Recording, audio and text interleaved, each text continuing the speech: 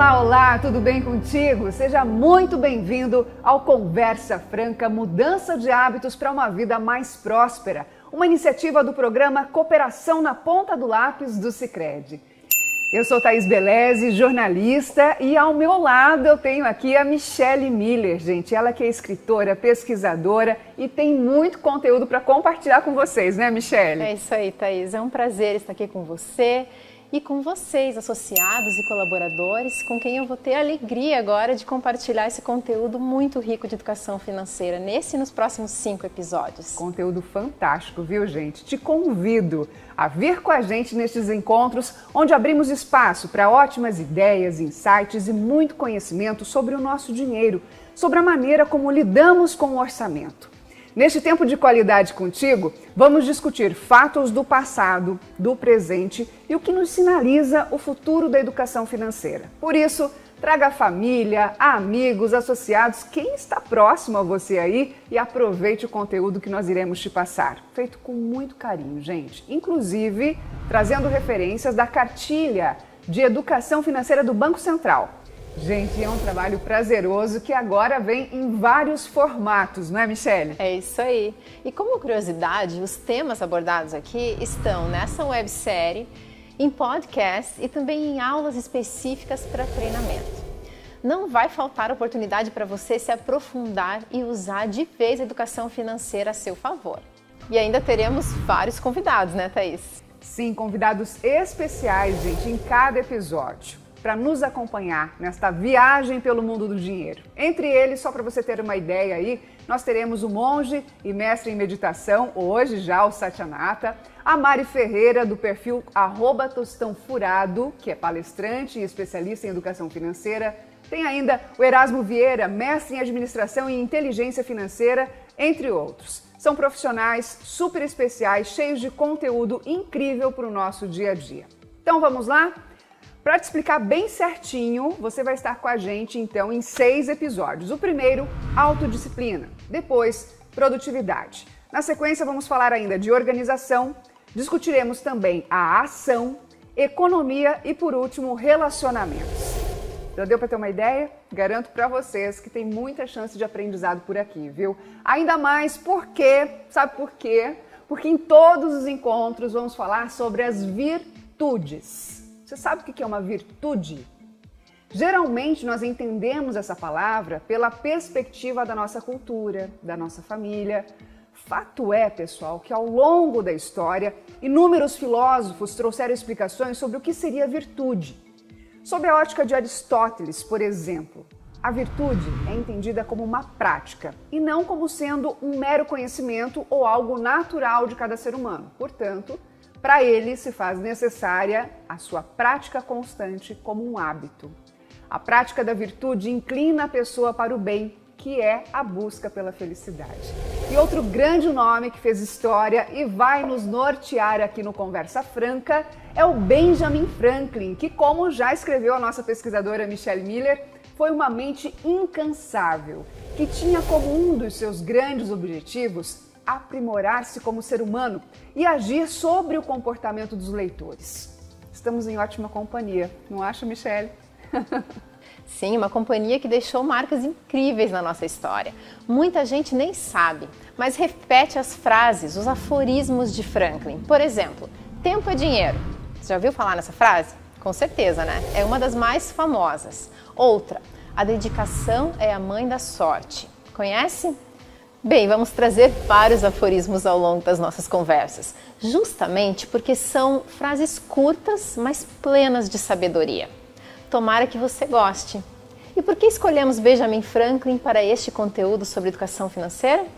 Para quem está em dúvida, viu, pessoal, é aquele da carinha estampada na nota de $100 americanos. Mas claro, além disso, Franklin é um dos personagens mais marcantes da história dos Estados Unidos, justamente porque fez e faz muita gente refletir sobre o comportamento humano através dos seus pensamentos, histórias e atitudes.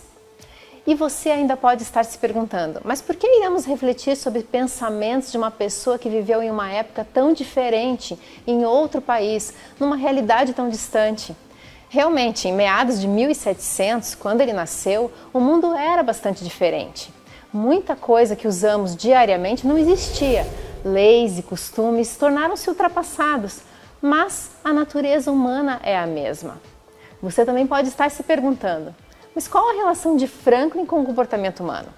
Afinal, ele é mais conhecido por seu envolvimento na política.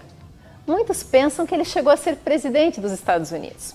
Isso ele não foi, mas foi muitas outras coisas. Aliás, olha só o que ele poderia responder se lhe perguntassem: Franklin, afinal, o que você faz? Bem, eu sou jornalista, escritor, político, filósofo, ativista cívico, humorista, diplomata, cientista e nas horas vagas trabalho em invenções revolucionárias. Se você usa óculos com lentes bifocais, foi uma invenção minha. E também é provável que você se beneficie de outra coisa que criei: os para-raios. Antes disso, fiz uma experiência perigosíssima com uma pipa para mostrar que os raios são descargas elétricas. Estava quase esquecendo de acrescentar que também sou abolicionista. Luto pelo fim da escravatura. Podemos dizer que Franklin tem tudo a ver com o momento em que nós vivemos. Podemos sim ter inúmeras funções, profissões ao longo da vida, não é? E por isso mesmo, ainda mais importante, sabermos lidar com a nossa vida financeira. Agora, gente, haja disciplina, hein, para realizar tantas coisas. E a autodisciplina é o grande tema de hoje, deste primeiro episódio. Quem vai nos ajudar a entender melhor o assunto é o nosso convidado Satyanata, mestre em meditação pelo Sagrado Monastério de Kauai, é autor do livro Seja Monge, a Arte da Meditação. E você seja muito bem-vindo, Sati. Muito obrigado, Thaís. Me sinto muito bem-vindo e feliz de estar aqui. Muito bacana. Sati, você dedica, a sua vida ao estudo da nossa mente, ao estudo e o entendimento da meditação. De que forma a meditação pode nos ajudar, Sati, na autodisciplina? A autodisciplina é algo que nós, monges, usamos dentro da gente, muito próximo do coração. E isso acontece porque a gente vai descobrindo que para a gente fazer aquilo que a gente mais quer, que é brilhar nossa luz, viver melhor, ter mais amor, a gente precisa dessa tal de autodisciplina. E essa palavra, disciplina, inicialmente ela parece bastante hostil para nós. Quando a gente ouve falar em disciplina, todos nós humanos, a gente até se encolhe. Mas isso é porque, originalmente, a disciplina foi uma coisa colocada de fora para dentro. As pessoas impunham ordens e uma tentativa de disciplina na gente. Na verdade, o que nós, monges, buscamos no autoconhecimento é uma disciplina que venha de dentro para fora. É uma disciplina que eu cumpro porque eu quero viver melhor, ter mais clareza na mente, ter mais alegria, ter mais sorrisos, ter mais amor e ter mais eficiência na vida. Essa autodisciplina que vem de dentro para fora, ela é apaixonante. Sati, você acha que nós que não temos essa vivência, que vocês monges têm, você acredita que a gente consegue fazer isso no dia a dia, Sati? Eu aprendo com uma pessoa que vocês também aprendem, que é Benjamin Franklin. Ele não era monge. A gente, na verdade, ninguém é monge o tempo todo. Mesmo eu, às vezes, vou chutar uma pedra, machucar o dedão, e aí eu vou ficar bravo como se eu não fosse monge. E devagarzinho eu vou voltar para um estado de equilíbrio. O Benjamin Franklin, mesmo sem ser monge, cultivou essa autodisciplina, essa busca da alegria. Isso, gente, a autodisciplina, a clareza, é para todos os seres humanos. No seguinte sentido, o mundo tem uma fórmula mágica que a gente pode encontrar. Assim como para fazer o bolo mais gostoso, assim como para criar o carro mecanicamente mais eficiente e veloz, a gente tem uma fórmula. Existe uma fórmula mágica para a nossa vida. E sem a disciplina, você não vai conseguir colocar essa fórmula em movimento.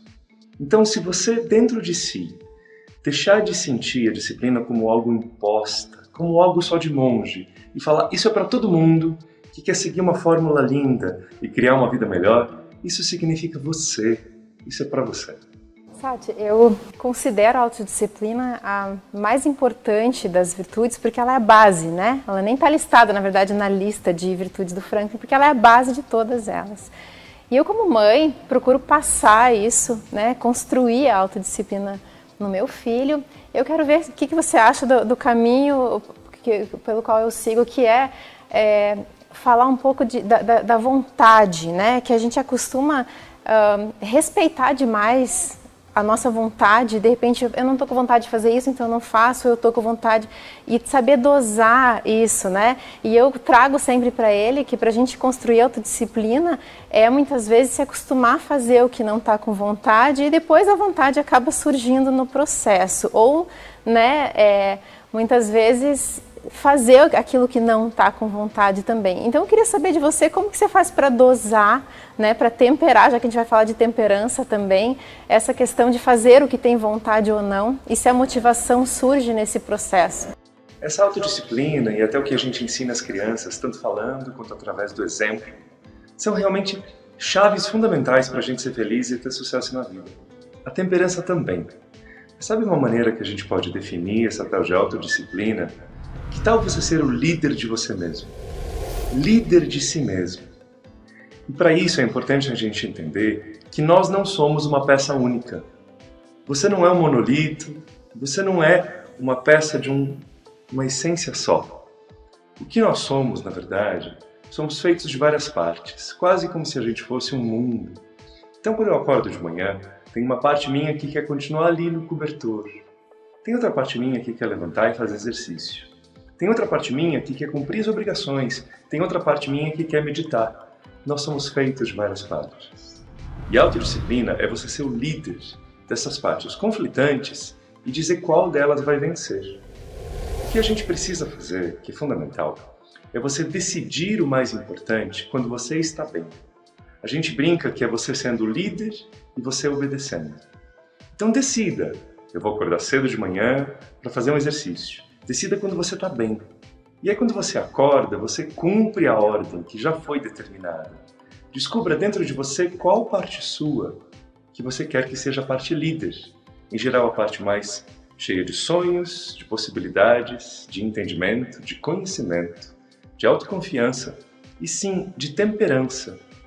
Porque temperança é a gente equilibrar aquilo que é oposto. Então, se eu faço dieta, mas eu tenho muita vontade de tomar um sorvete, o que eu faço? Me reprimo? E a verdade, todos nós podemos aprender com o redirecionamento desses desejos. Os desejos não podem nos dominar, mas a gente não pode também ser cruel com a gente mesmo. Então, o que a gente vai fazer dentro de nós, em busca dessa temperança, é sendo líder de si mesmo, você decide um pouquinho que pode, para dar aquele tempero, para dar aquela equilibrada. Então você trabalha bastante, e na hora de trabalhar você sua e se dedica. Mas aí na hora de dar risada, você esquece o trabalho. Isso é temperança. Sati, interessante você falar sobre a gente tentar, né, ser líder de nós mesmos. Isso é muito interessante, principalmente porque a gente está conversando hoje aqui com muitos associados, né, desde jovens até pessoas de mais idade, enfim.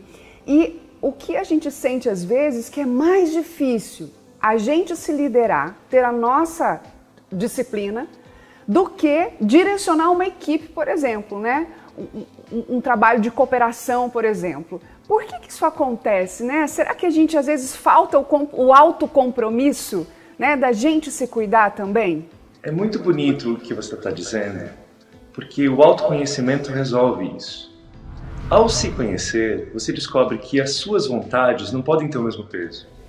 A vontade da sua alma não pode ter a mesma força em você do que a vontade do seu estômago. É isso que Benjamin Franklin nos ensina como virtude, como você pegar as decisões e os princípios da parte mais elevada da gente, aquilo que depois Abraham Lincoln chamou de os anjos melhores da nossa natureza. E aí a gente segue os princípios das nossas partes mais elevadas. Uma das dificuldades que a gente tem é dizer não para partes nossas que a gente quer cuidar delas, mas elas não podem ter poder decisório. Então o que a gente tem que fazer é, encontre aquilo que em você é a sua essência mais elevada e mais bonita. E é ela que tem que ser o líder e coordenar o resto. Como as outras partes estão dentro da gente, Thaís, a gente às vezes deixa as outras partes falarem também e darem palpite. Mas esses palpites têm que ser ouvidos com muita delicadeza, porque eles são só palpites. A decisão tem que vir da luz dentro da gente. E é por isso que às vezes é muito bom você decidir coisas grandes quando você está bem. Você vai, respira, faz uma oração, faz uma caminhada, abraça uma árvore, fala com as pessoas mais inteligentes e aí você toma decisões que vão ficar. Porque depois o resto da gente, o meu medo, a minha preocupação, vai chegar em mim e dar palpite. Mas se a minha melhor parte decidiu, eu tenho que deixar que a minha luz seja líder de mim. Sati, quando o assunto é dinheiro, quanto é importante usarmos a temperança na nossa vida? Eu vou começar respondendo sua pergunta de uma maneira inusitada. Benjamin Franklin estudava eletricidade. Ele estudava a energia. A energia flui. Ela flui para onde ela encontra caminhos. E o dinheiro é uma energia. Ele vai fluir muito fácil. O dinheiro pode ir para os lugares errados. A temperança serve para a gente entender que dentro de nós podemos contribuir para esse dinheiro crescer e ir para o lugar certo, ou escoar como uma eletricidade num fio terra, como uma água que corre para o rio. A temperança dentro de nós vai fazer com que essa energia, que é o dinheiro, possa ir para onde realmente vai criar prosperidade, alegria e um bem-estar que Benjamin Franklin também sugeria para nós. Ele era uma pessoa bastante feliz. Essa temperança, essa autodisciplina, não significa que nós temos que nos reprimir, mas sim que ter ponderação. A impulsividade ocorre com todos os seres humanos. E muitas vezes a gente compra coisas que não precisa. A gente compra porque está com dinheiro. Estar com dinheiro não é o suficiente para você comprar nada. Achar bonito não é o suficiente para você comprar nada. Isso não é nem ecológico. Que tal você considerar que assim como você tem a sua energia do dia, energia da sua luz, energia da sua mente, você tem uma energia monetária, que você pode colocá-la quase como a gente rega as plantas com a água. Onde você colocar, aquilo vai crescer. Então cuidado de não colocar esse dinheiro em coisas que não crescem. Às vezes a gente rega árvores secas, às vezes a gente rega desejos momentâneos, mas entender o dinheiro como uma energia fluida, que pode escoar para longe, mas se a gente regar a coisa certa, ela vai florescer e beneficiar a todos. Era isso que Franklin ensinava. Nossa, adorei a maneira como você colocou, né? Essa energia monetária, Michele. Fica até visualmente para a gente, Sati, fica muito claro, né, de que a gente realmente precisa cuidar dessa energia, Michele. Sim, com certeza. É uma forma bem visualizável de enxergar o dinheiro e para onde ele vai, né? E me ocorreu aqui que um dos fatores por trás dessa falta de temperança, essa dificuldade muitas vezes que a gente tem de dosar, pode ser a ansiedade. E como que a gente faz, né? Você concorda com isso? E como que a gente faz para identificar essa ansiedade dentro da gente? Que eu percebo que muitas vezes a gente nem percebe, né? As pessoas nem sabem o quanto elas estão ansiosas, e até uma ansiedade de status, né? Como a Alain de Botton sempre traz, ou outros tipos de ansiedade que a gente pode estar vivendo agora. E como é que a gente faz para identificar isso dentro da gente como primeiro passo para lidar com essa falta de temperança? Eu acho sua pergunta tão linda, e ela é linda porque ela vai ajudar muitas pessoas. A gente tem realmente uma epidemia mundial de ansiedade.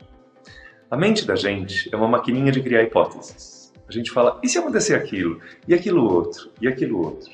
E, em geral, a gente reage mais fortemente às hipóteses negativas, fazendo com que o medo e a ansiedade se aliem de uma maneira terrível. Então, sempre a ansiedade é relativa ao futuro. Só que o futuro a gente não muda. A gente muda o presente que vai afetar o futuro. É como você tentar escrever um livro em páginas que ainda não chegaram. Cadê papel? Papel vai ser entregue pelo correio amanhã. Como que eu vou escrever o livro se ainda não tem papel? Então, é no presente que a gente escreve. É o presente que é seu. É o presente que é um presente para você. E é no presente que a gente vai controlar essa ansiedade. Sempre que a mente for para o futuro, você vai se sentir ansioso. Se pergunta, o que eu posso fazer agora? Talvez estudar alguma coisa, conversar com alguém inteligente, talvez nadar, talvez dar um abraço em alguém que eu ame, talvez respirar fundo. E a respiração é um dos outros sinais de que a gente está ansioso. Quando a gente está ansioso, a gente respira só no topo do peito. Quer ver? Uma pessoa ansiosa é assim: nossa, eu tô com a respiração muito curta, porque, nossa, você não sabe, vai dar tudo errado e eu tô muito ansioso e preocupado. Enquanto que quando a gente respira com o peito inteiro, deixando o ar entrar em todo o tórax, o abdômen, e a gente solta o ar devagar, a gente volta para o presente, o corpo se sente amado, a minha alma brilha, e aí eu consigo lidar com o futuro, começando a construí-lo agora. E o interessante é que a gente, quando é bebê, faz exatamente essa respiração, não é, Sati? Que é essa maior, né, diafragmática aqui. Depois a gente vai perdendo ao longo do tempo, você acho que deixa de prestar atenção no nosso corpo, né? Esse corpo que é um organismo tão fantástico. E eu quero trazer, Sati, mais uma curiosidade aqui sobre o Benjamin Franklin. Ele foi tão produtivo e ao mesmo tempo lidava de uma forma tão cuidadosa e consciente com o dinheiro dele, que aos 40 anos, vejam gente, aos 40 anos ele poderia ter se aposentado e vivido na prosperidade durante décadas. Já pensou que coisa boa, né? A gente com 40 anos, Sati, já ter essa ideia de que a vida está mais ou menos, né? A qualidade de vida estaria mais ou menos garantida.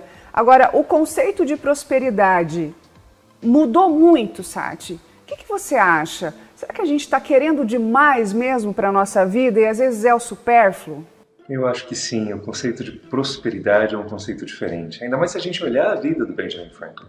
Ele foi bastante feliz com o que ele tinha e depois ele utilizou o dinheiro para beneficiar outros, aquela abundância extra.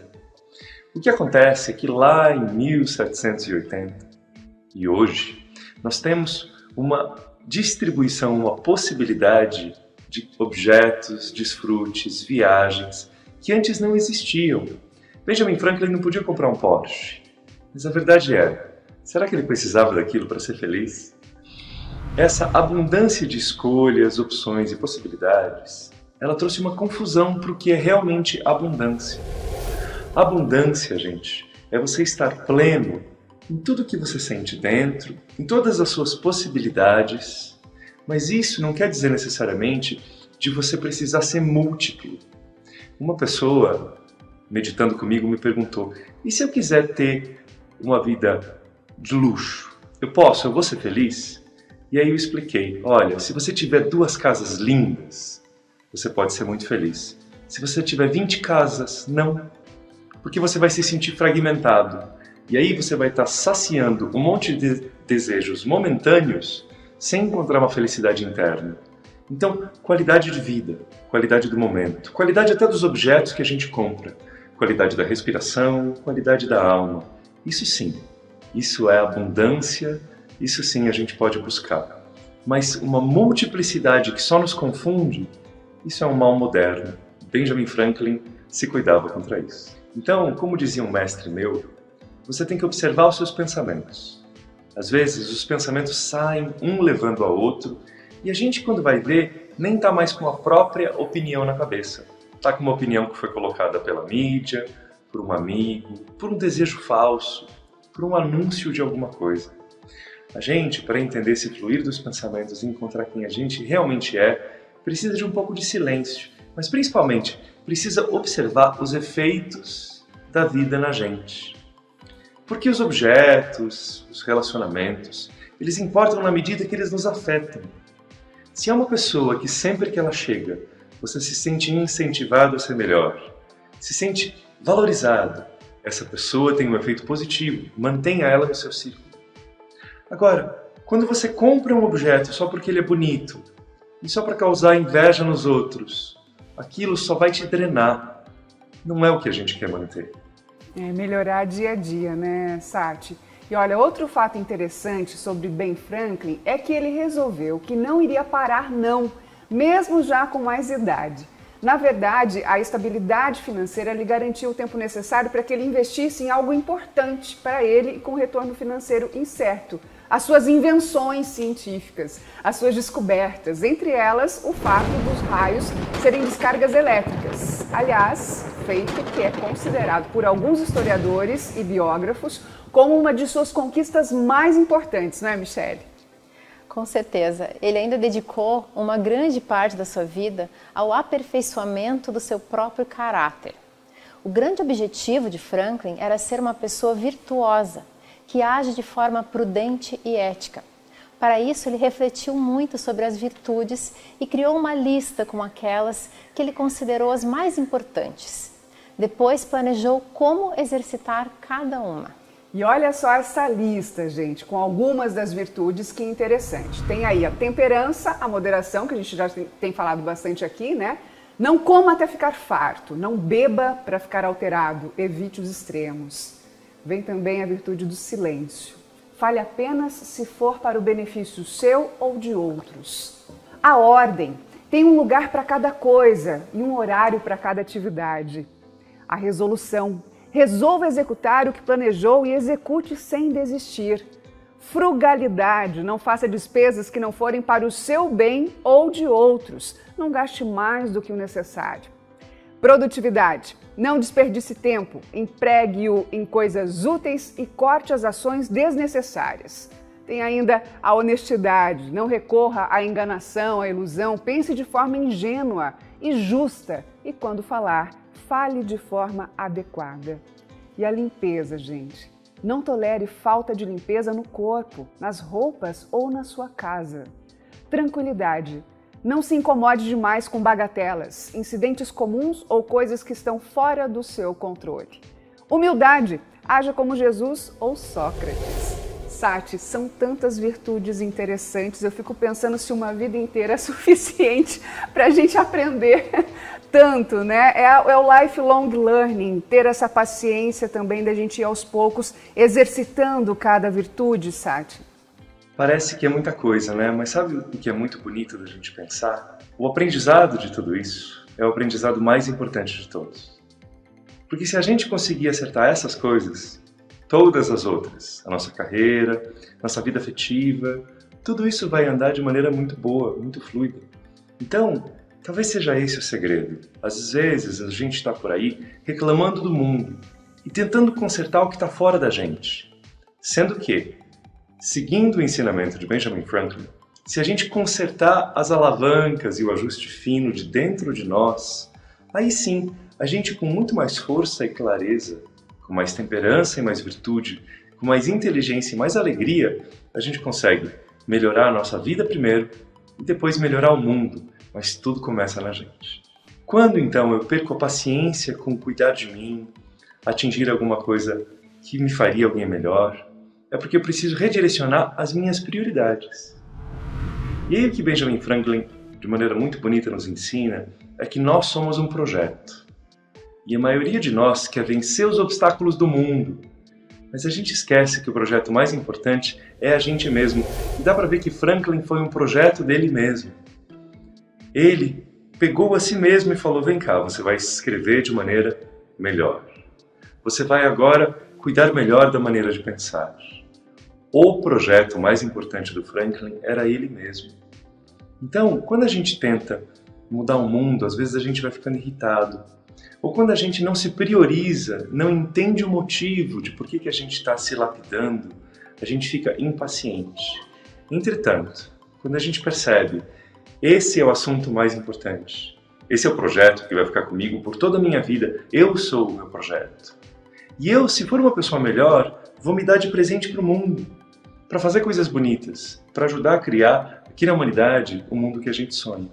Então a paciência precisa vir de você se apaixonar pelo projeto. Eu quero tanto ser alguém melhor, eu quero tanto ser alguém que escreve melhor, que lido melhor com o meu dinheiro, que trato com mais amorosidade as pessoas. Eu até imagino como é você, me apaixono por aquilo, e aí eu sigo no projeto com muito mais paciência, porque agora eu entendi qual é a prioridade dele.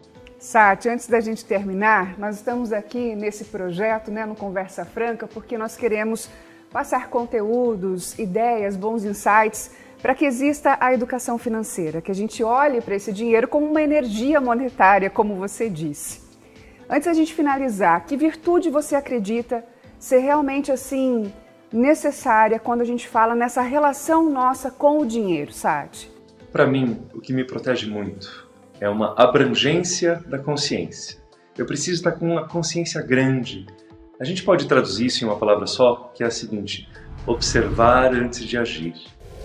Se eu observo tudo, de onde vem o meu desejo? Quanto que tem dessa energia monetária? A quem vai beneficiar? Quanto tempo eu tenho para fazer isso? Quando eu observo, o meu processo cognitivo e a minha inteligência tem tempo de agir. Se eu observo bastante, se eu acalmo as minhas emoções, aí as minhas decisões são muito melhores. Então, observar a mente pensando, observar a consciência, dar tempo ao tempo desse processo decisório, isso para mim é fundamental para decidir tudo que é importante na vida. Muito obrigada, Sati. Olha, queremos te agradecer demais por ter estado aqui com a gente nesse primeiro Conversa Franca, que está cheio de convidados incríveis, Sati. Muito obrigada pela sua experiência, seu tempo, por compartilhar o seu conhecimento com a gente. Humildemente agradeço. Tem sido uma delícia estar aqui com vocês e conversar com todo mundo que vai nos ver. Obrigada, Sati. Tchau, tchau.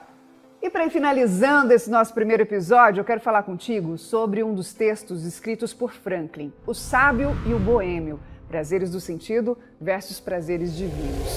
Para ilustrar a batalha entre uma vida virtuosa e uma vida voltada à realização dos desejos, Franklin publicou em um jornal uma conversa entre dois amigos, o Horácio, um boêmio que vivia em busca de prazeres, e o Filocles, um sábio filósofo. O Horácio voltava seus dias à autogratificação, ou seja, em busca de formas de agradar a si próprio. Tudo aquilo que era bom ele fazia em excesso e evitava fazer o que não lhe dava prazer. Com isso, acabou com algumas dificuldades e foi se aconselhar com Filocles, que parecia lidar muito bem com os problemas da vida. O filósofo lhe disse que a causa por trás dos seus problemas era simples. Faltava-lhe amor próprio. Olha que interessante, gente. O Horácio não entendeu. Afinal, se ele fazia tudo para agradar a si mesmo, argumentou, como poderia ter mais amor próprio? O Filocles respondeu que o homem que ama a si mesmo procura fazer o bem a si em toda a sua existência, não apenas no presente. Olha aí, gente, a autodisciplina.